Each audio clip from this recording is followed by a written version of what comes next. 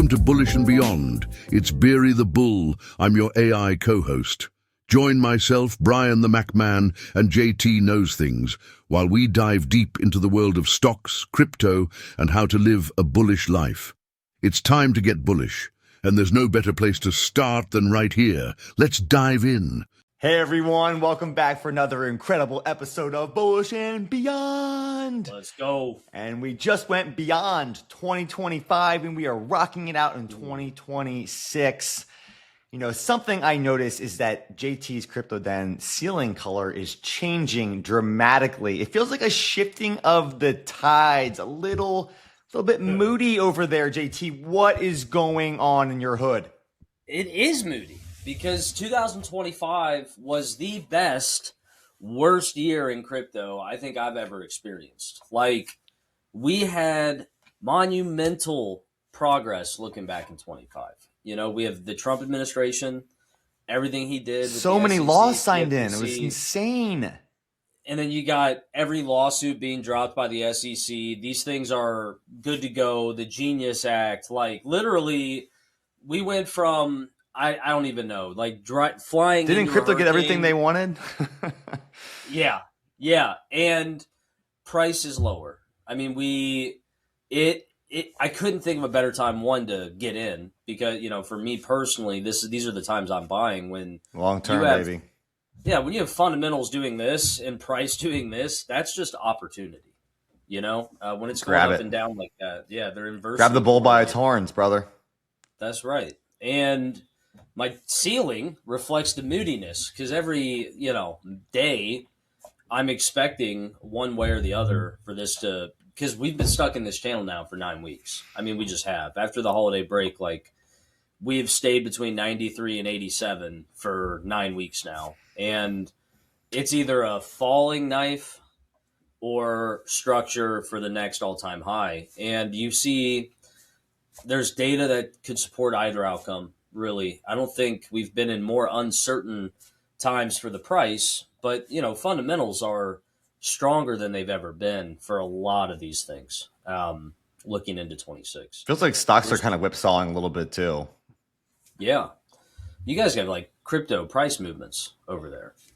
It's been pretty wild. But I mean, some of the stocks that you'd think have a lot of positive sentiment, like Nvidia, for example, are not moving higher lately, and they've only kind of had good news. I mean, TSM just reported a record quarter again, last night. Not actually a full earnings report, just to clarify, but they pre-announced their revenue numbers.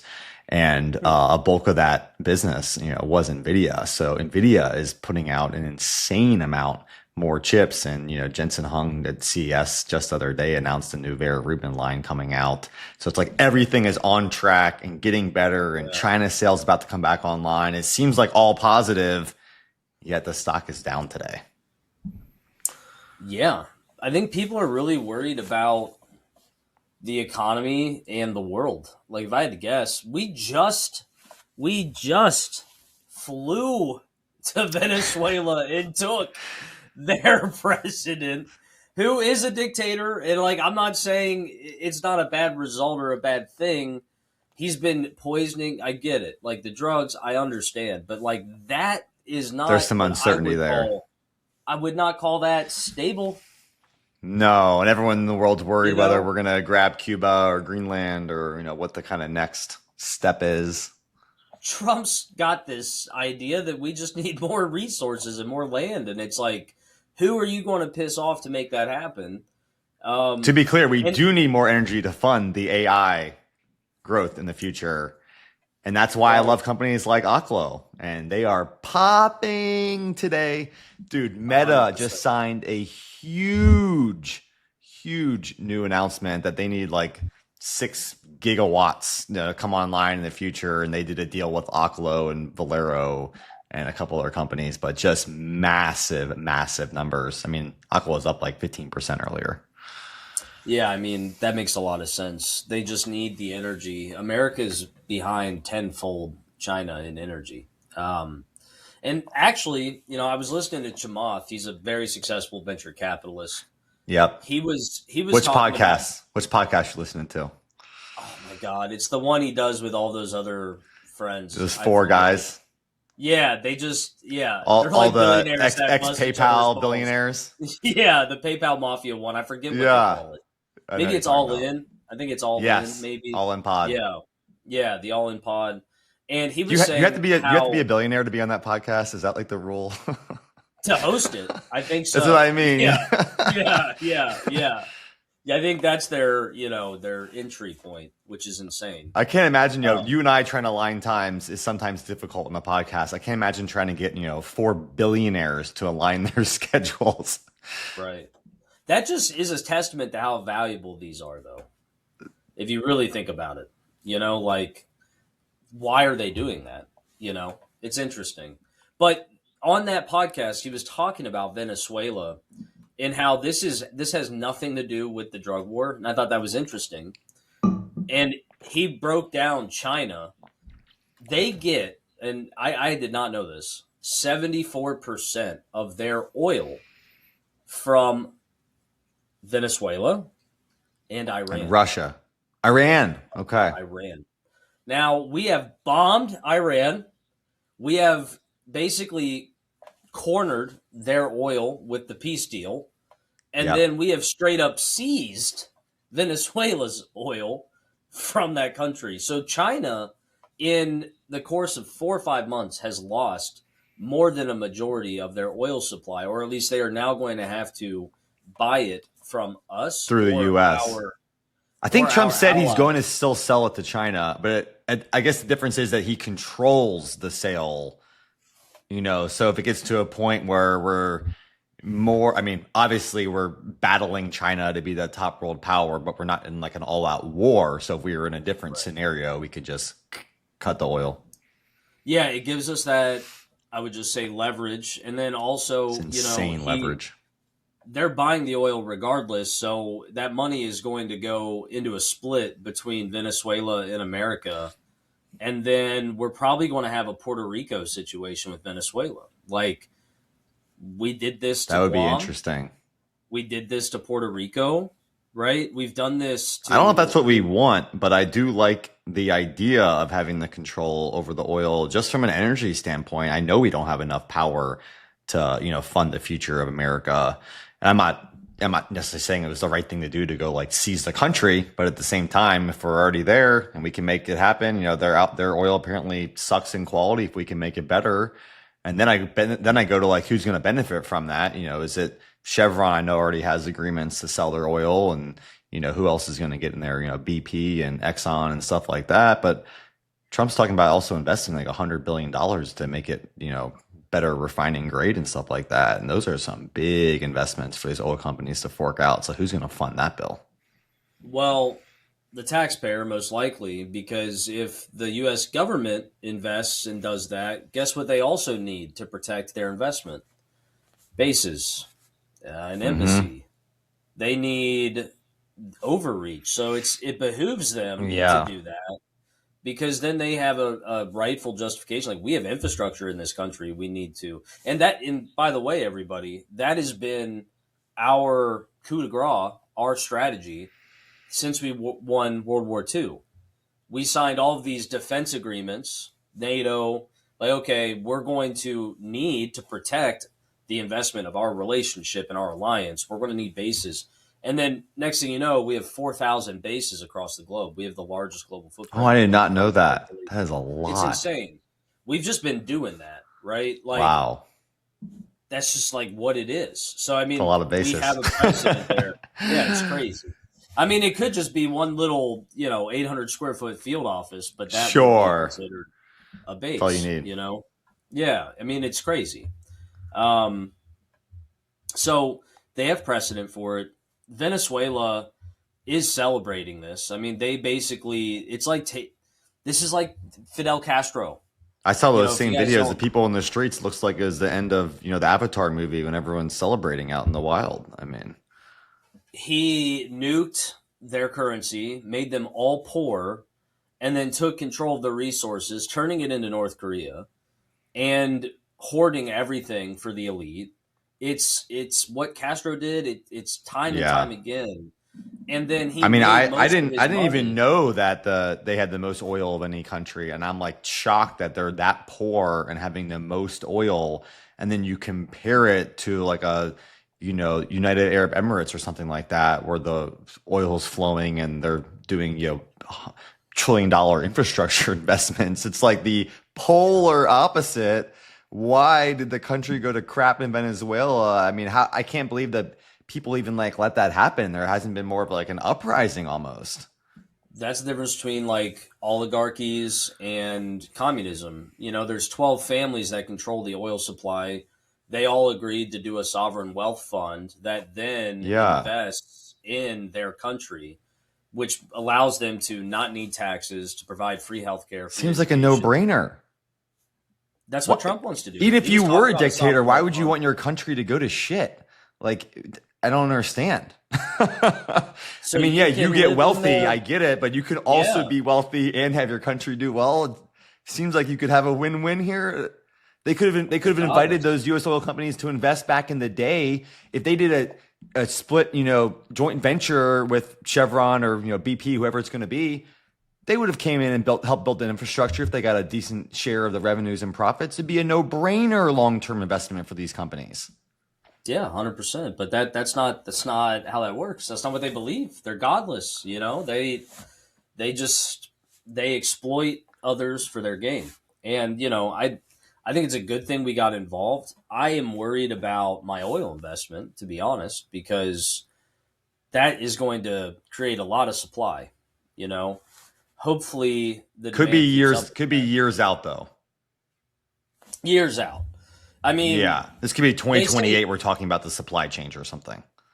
they're talking like what is it? 303 billion barrels. That's like what they said are the reserves. That's not accurate. That does not mean that it's in a tanker somewhere. It just It's in the means ground. they've identified it. They have not discovered it. Right? Yeah, So they could be they take 20 the years to pull it lidar. out. Yeah, and I've learned a lot since I've made this oil investment in my underwriting process, but you can have different phases of oil in reserves. You could have it capped, meaning we found it, we drilled it, and then we basically, as soon as you remove this lid, you'll flow, right? They can stabilize it, and then someone else can Yeah, bring all the infrastructure to safely pull it out. Or you could just have it, where it's discovered, but not processed. So like it's just we have good readings. We know it's oil. It's not water. It's not gold. It's just oil, and we have all these drill sites. Like we know we can get it out, but we have to do the work. I mean, if you found So I gold and it mean, wasn't oil, that'd be fine too. yeah, we have one or the other's good. Per But ounce.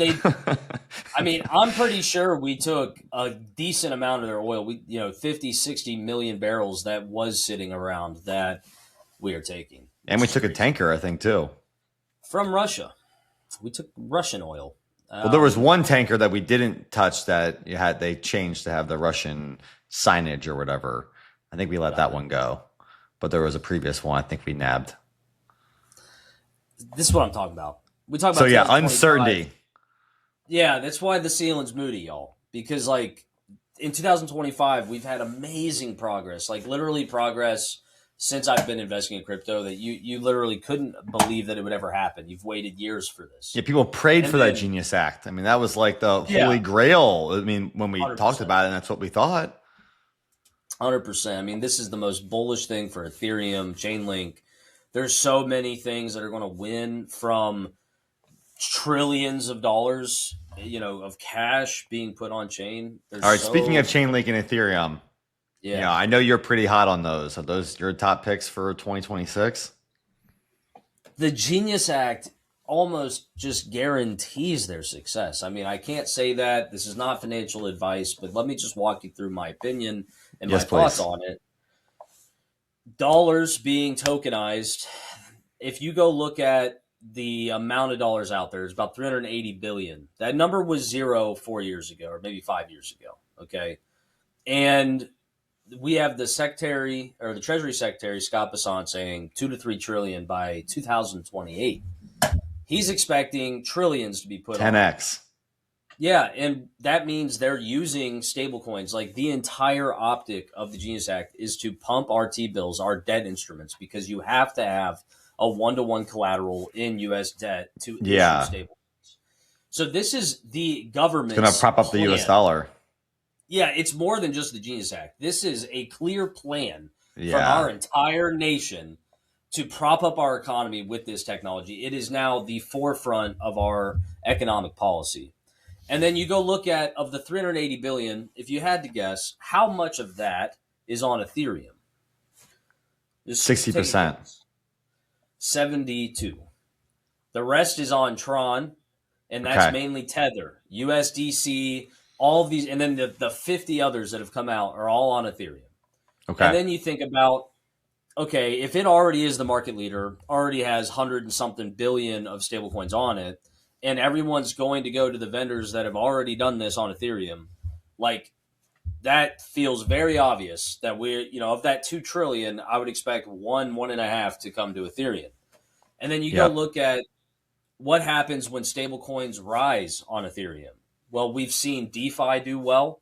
If you go look at the winners of 2025, we had Morpho, Athena, we had Aave, Chainlink even. I mean, I was buying it at $4 or $5. It's still comfortable right now at this bottom at 15. That's a 300%. It outperformed Bitcoin. Like DeFi wins. And Chainlink. Most things outperformed Bitcoin this last year. Yeah, 100%.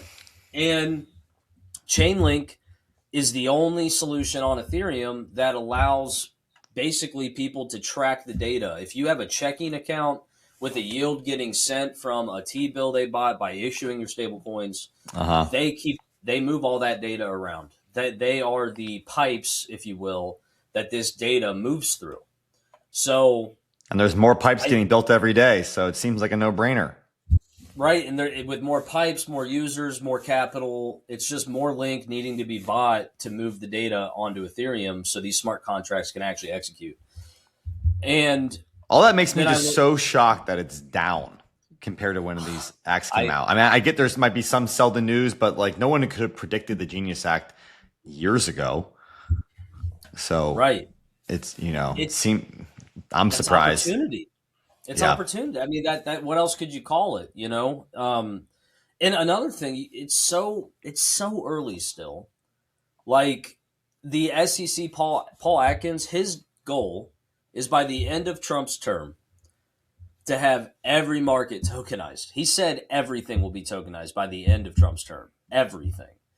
If I go look at, I don't know. I mean, that's but he is the SEC chairman, so like. All that is stopping anyone is regulatory frameworks in America. And he's in charge of it. He's in charge of that's the guy. That's what he's saying. I had a whole YouTube video on it. That's what he's saying.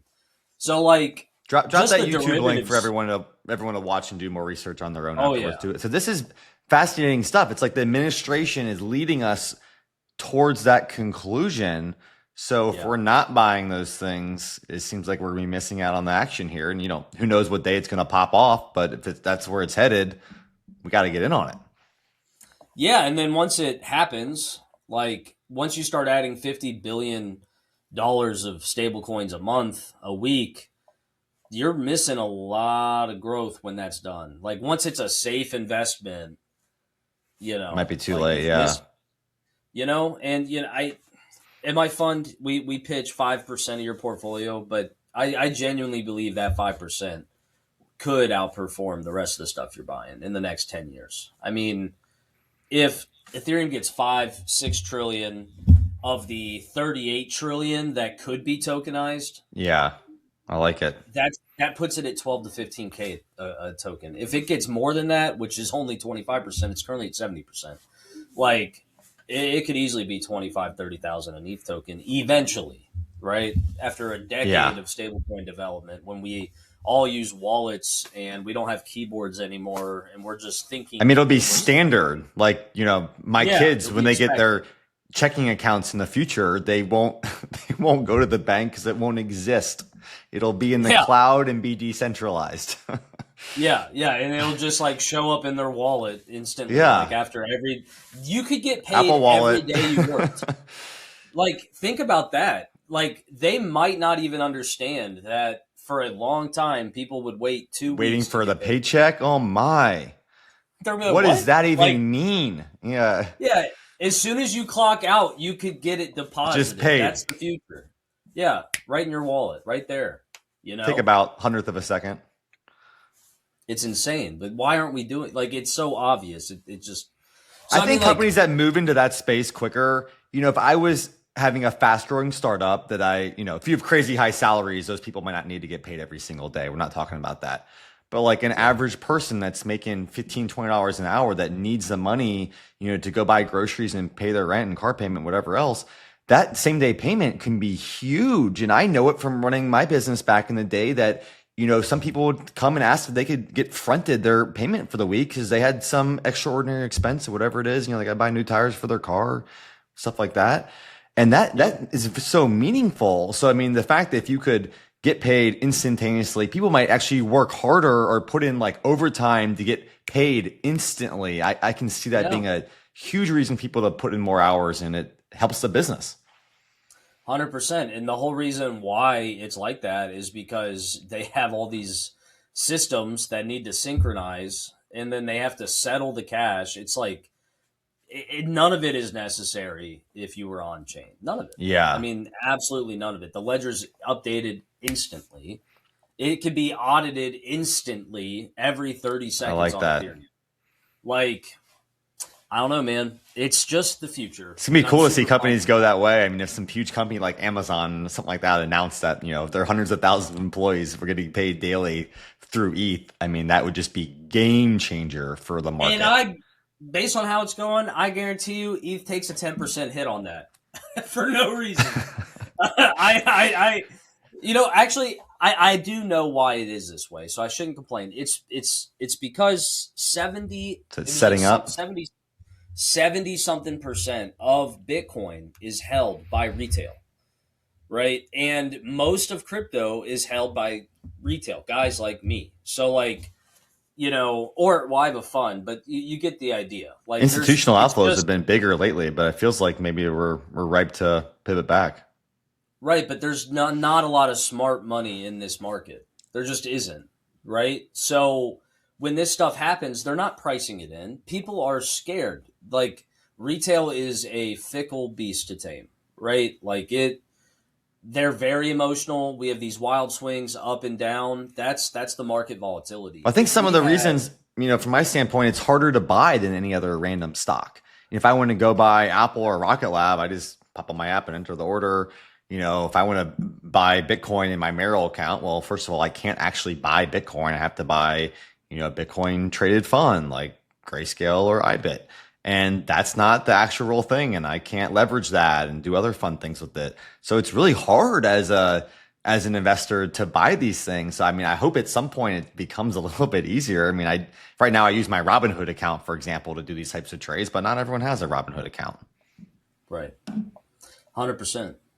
100%. I mean, it's by design, and you can see, like, I don't know if, I doubt people, but on Twitter, the banking association, it's like all of the regional banks, they have like this, it's a group where they all get together. It's a trade association. They are petitioning with senators to basically stop stablecoins. Really? Yeah. It hurts their money supply. Dude, I mean, banks are not needed. You said it earlier. Yeah, no, it hurts them. Yeah, they're like, if I can just go put money into Coinbase and get stable coins back, and I want to go do something with it, as more and more things get on chain. And people will accept it. I can't go grocery shopping and pay with my stable coins, but in the year 2030, I probably can. Yeah, I mean, Walmart just announced that they're going to they're going to open up crypto payments, like. They should. I mean, people have it. I mean, if people want to spend their money and it's in crypto, why not let them? Dude, I mean, Apple Wallet supports NFTs, doesn't it? I've seen that. Like different tickets, sporting tickets. How cool would it be if you got paid to your Apple Wallet from your employer and could tap your phone and pay for things right there with the stable coins? Should be easy. Built it right in the Apple Card. And then let's say you get paid every day, right? And your bills come out Friday. Why not put Monday, Tuesday, Wednesday, and Thursday money into a liquidity pool, make an extra $40-$50 in earnings. Yeah, and earning like 5% or whatever it's doing, you know. you could automate that. You could literally be like, I want 30% to go to this, and then like you're instantly getting yield that's Yeah. immediately put back into the That market. can be huge for people if they're making an extra few percent every single week. I mean, unbelievable.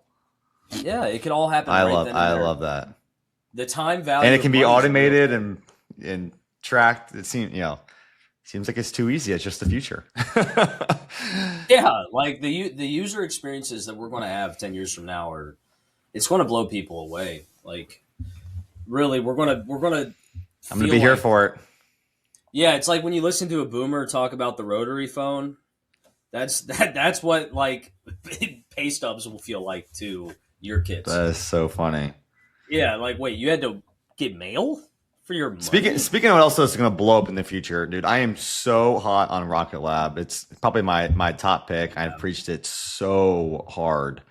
It's hitting all new highs right now, just so everyone knows. So I'm not saying go and buy your shares today, but it is booming. Literally, it's pretty exciting what's happening in space. And man, there's so many space companies that are going absolutely nuts right now. Some of them have gone from cents to over $1 just in the last like couple of weeks, to start this year. So it's crazy ride. I don't typically like to pitch any dollar cent under dollar stocks. That's not really my game. But man, if you look in the space industry, there's a lot of winners happening right now. But I think Rocket Lab is the long term one. Dude, that stuff has the same problem crypto does. The TAM. What's the TAM of space? Unlimited. Yeah. Well, we've already talked about it. You can go collect an asteroid in theory in the future that's worth more than the world's economy has ever reached. So yeah, and like it's exactly like people saying Solana might get the whole derivatives market. That's quadrillions. It's hundreds and thousands of trillions of dollars in derivatives. Like it's inconceivable for space. You could literally make trillions off a rock out there. So it's like, why wouldn't you just expect things to just go crazy? I mean, Rocket Labs is the leader in that very thin. Making trillions off a rock. What about these new societies we're going to have in the future? Elon Musk kind of leading the charge with SpaceX, trying to get us to the moon and Mars and whatnot. But Rocket Lab can play a huge part of that in this future, where we're sending people back and forth from other planets, and the amount of transport of goods that's going to need to go back and forth.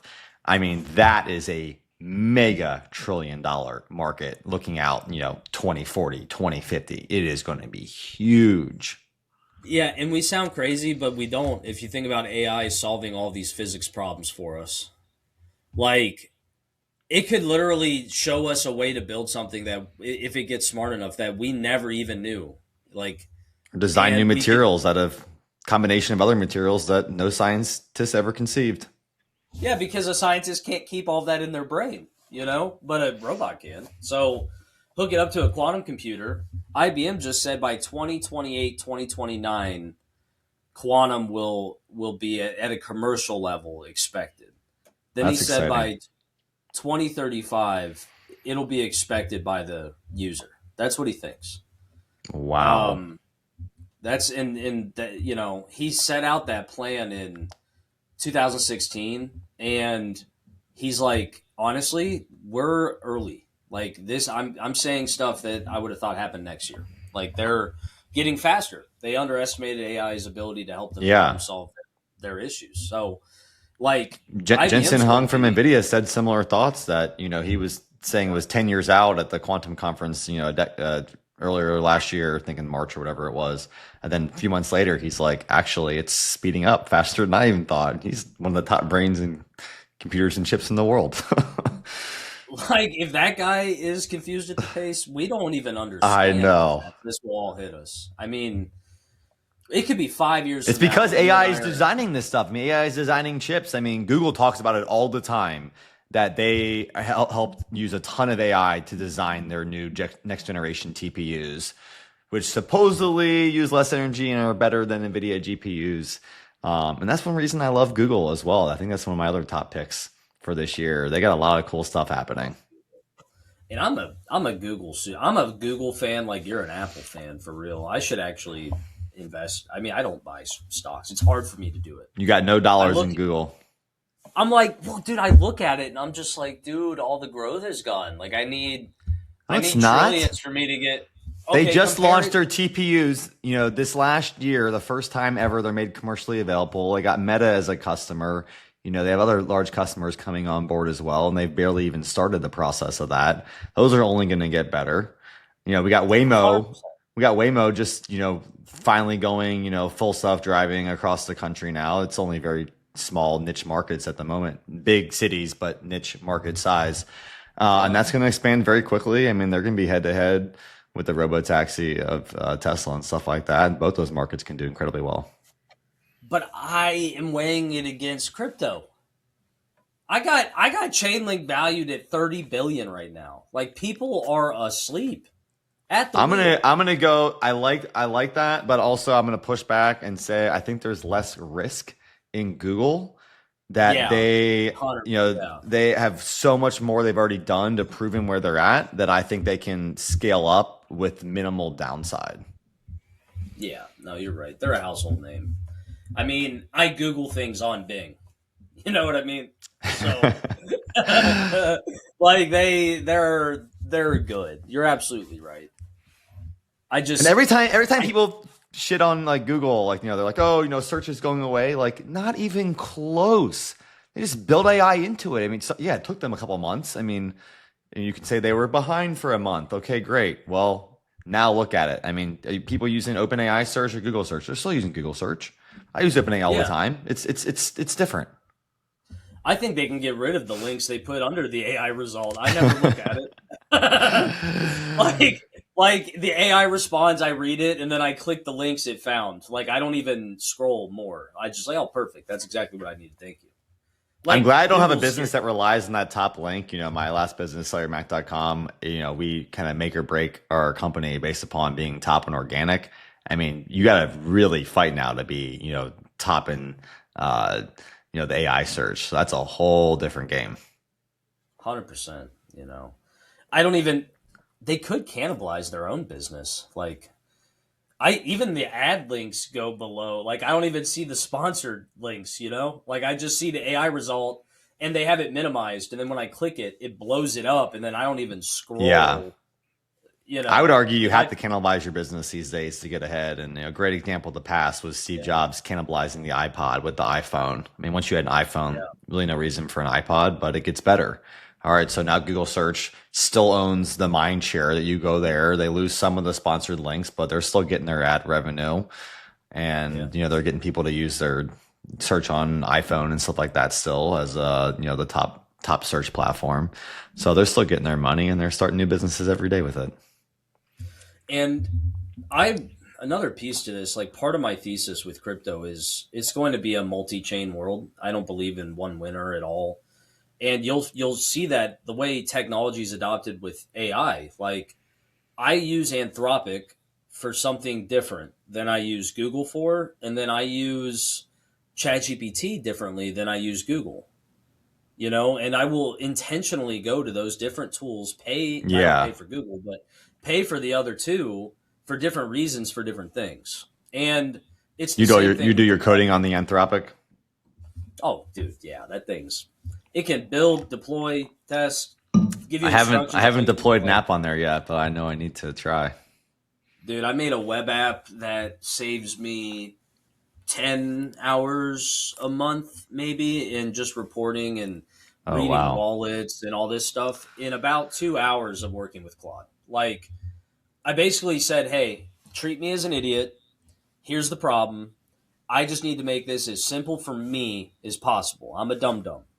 And we talked about it. It was like, well, what do you have as infrastructure? And then I bought a domain, deployed the app, privately hosted it.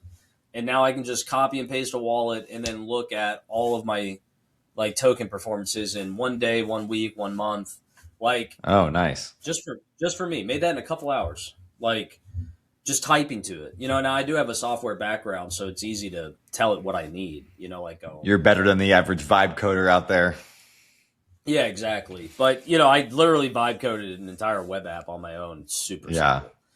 Back in the day, it would have taken me probably 50, 100 hours to make Say that. a month.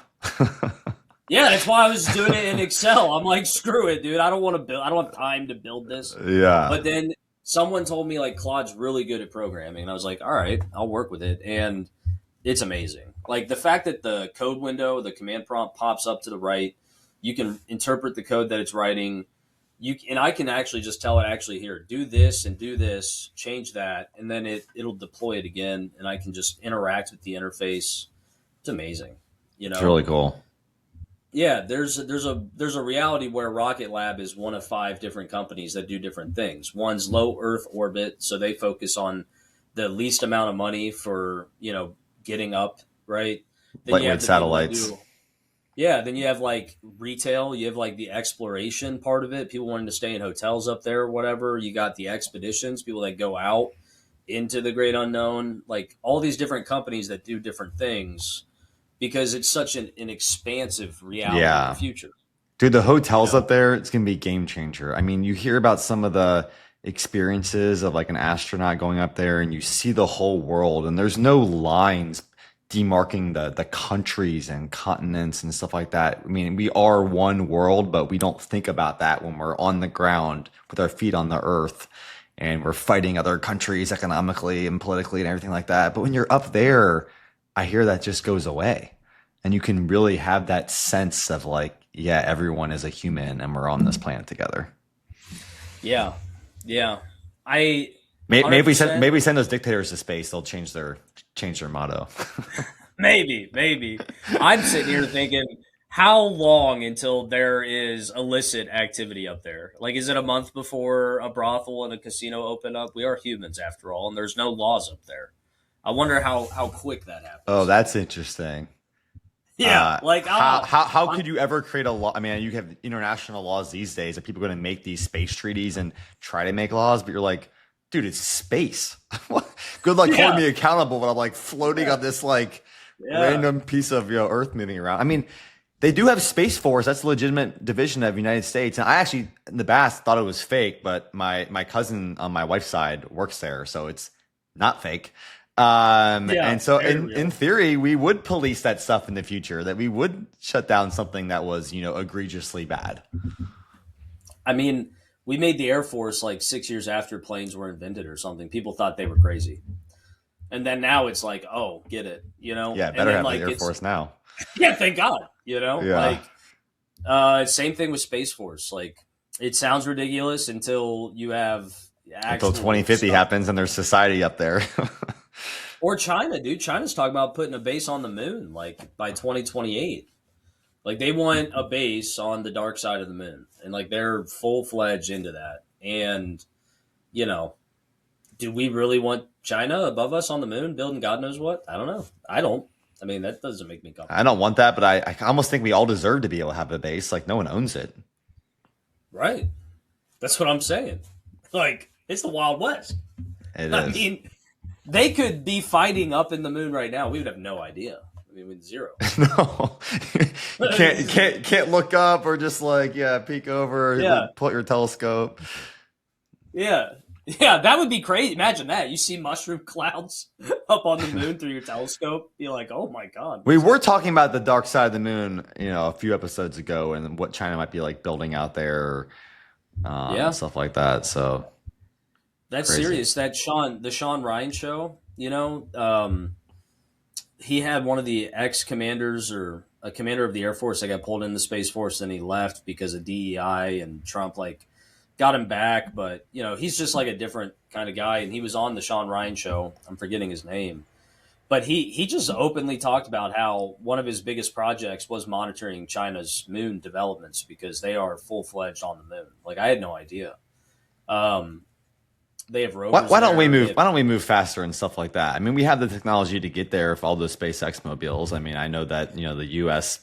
Previous NASA stuff did not do well, but we can get there now. It's like, why aren't we increasing the pace? I don't have a rational sounding man's opinion. I think they've lied to us about a lot of things up there. I don't think the Earth is flat or anything, but I do think there are things about our past and about that moon specifically that they just don't want us to know about. I don't know what. It makes zero sense. You explain this to me. In 1970, we were able to get there. And then when they're asked, hey, dude, it's 55, 56 years now. Why aren't we there? Why haven't we done things? Yeah, and it seems like we have a population there by now. The most sus response you could think of. That technology is lost. It's too difficult. That's sus. I mean, we have robots. Like, that's houses. ridiculous. Yeah. We're 3D printing weapons with plastic as a hobby. And you're telling me 55 years later, it's too difficult to get to the moon? Should only be easier and cheaper. There's something there. I don't know what it is. There's something that doesn't make sense, and I don't know why we're so afraid of it, or why we are avoiding it, or maybe we're not avoiding it at all and we're up there too. I have no idea. It's not. I know we just launched another mission just the other day that went up there, and I guess right after the people landed, someone's having like a medical problem or something like that and might need to fly back on one of the 2 available space capsules. So that's not good. Yeah, I didn't know we were actually playing with the moon. That's awesome. Why isn't that more public? Oh no, not on the moon. Just they're about to go to the moon, but they went to the space station. Oh, and then I think there was a Russian and a Japanese person in the latest craft, and they didn't say who, but one of the two had some medical emergency or something like that and might need to come back to Earth. No, that's it the is. worst spot to have a medical But there's so few people up there. Like, you're like, there's like, 8 people or something. You're like, how come there's not like 8,000? Yeah. Like, why? I mean, the average American doesn't want to go there, but there's so many scientists that would be like begging to go there for a year. I mean, I can't even imagine if that was a field that you were involved in. Yeah, you'd be like chomping at the bit to go there. Yeah, name an instance of us conquering something and not completely building it up. Like, that's kind of what I'm thinking. It's like, yeah, it's almost untouched. Yeah, it's like, why? Well, I don't know. Space is a weird one.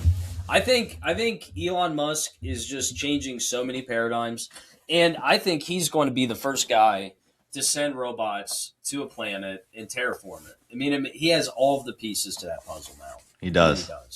I love Once that. He has fully autonomous robots training each other, have a hive mind. Like, we're talking about an iRobot situation, but he could just have like a whole army of robots on Mars, making it livable. This is 2027, just to clarify. I mean, these robots already, at the beginning of this year are pretty good, but also a lot of not necessarily the Tesla bot, but a lot of the other ones that I've seen are being run by virtual mass. And those are not legit. But at CES in particular, there are a bunch of individual robots that are task specific. And a lot of them are like to clean the bathroom or to do the laundry, and that's like their sole thing. And they've trained a lot on that. But it'd be so easy to train it to terraform the Earth. Like, you're like, all right, sole focus. Yeah. You clean the ground and start building. Boston Dynamics released a video. For 8 years, they've been teaching robots calisthenics. And I don't know if you remember watching it. Like, I saw that video. To step up a box like 8 years ago. Getting it to hold like pitchers of water and just step upstairs, it failed at that. Yeah. And then I just watched the most recent video where it's going 4 times human speed, running an obstacle course. Like, they're building combat robots that basically, I mean, I don't know if they're going to use it for combat. Oh, I haven't seen this one yet. Dude, it's the same course, but they've just, like, it can do it so fast, it'll freak you out. Like, and theoretically, if you can get the physics there, it could run 100 times faster than a human. I mean, if you can just get the mechanics. All the actuators just turn that fast. Yeah. I mean, it might create a lot of heat. So there's probably some nuance there. All right, you go so fast, you light a fire in its joint. Yeah. But it's however fast you can program it to do left foot, right exactly. Foot, right. And it's going to be way faster. And guess who will push that to the top speed? Elon Musk, because he will push it until it breaks, and he'll push it some more, and he'll figure out that exact point where it can't go no further. Yeah. I mean, it's just an example of that. He broke the crash test. I don't know if you remember that. Like, the first Tesla model that he put out, he was, they did the crash ratings, and he broke the test because the vehicle has so much weight at the bottom it couldn't flip, and it broke the hydraulic for the flip. And then when it got hit, Oh, wow. the thing that hit it got messed up. So they were like, we can't give it more than 5 stars, but we would, Was this a Cybertruck? No, it was just like, this was back in 2016. Like, I'm talking. Oh, okay. The Model 3 because or something. You had a sedan that had 70-something% of its body weight below the mirrors. So, I mean, you couldn't even flip it. Like, Dude, my Tesla handles so well. It's like it's on rails because all the weight's literally on the ground. Yeah. Yeah, the Model S I had was insane handling. It's the safest car in the world. If you just look at the stats, it'll show you.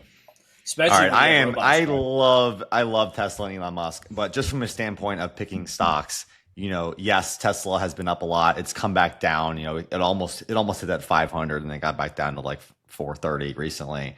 I think this is going to be a really solid year. It's going to put it between 600 and 700. And the reason I think that is because of the robotaxi and the self-driving. It has improved so drastically.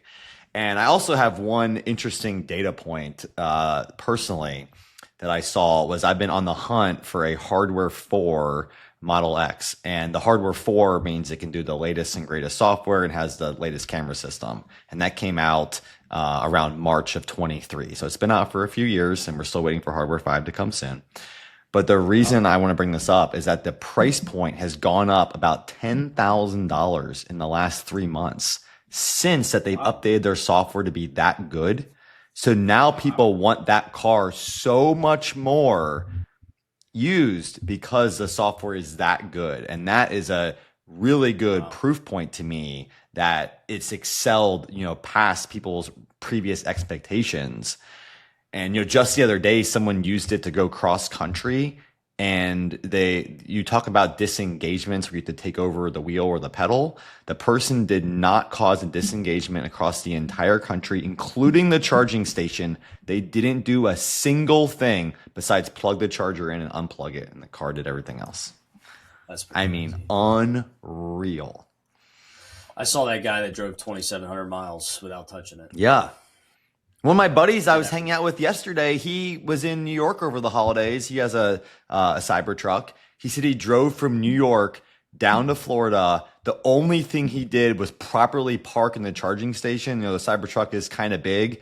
And he said there were some times he had to back it up closer to the station because he couldn't reach the cord.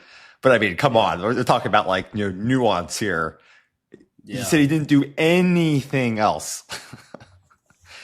And that's over 1,000 miles. That's 1,500 miles or something like that. So, yeah, being able to pull up your laptop while on in a car, and it still wants you to look at the road. And, it does want you to have that going on, but at the same time, we're getting to the point where they're going to turn off the ability. I mean, they're already letting people text and stuff like that on certain situations in highway.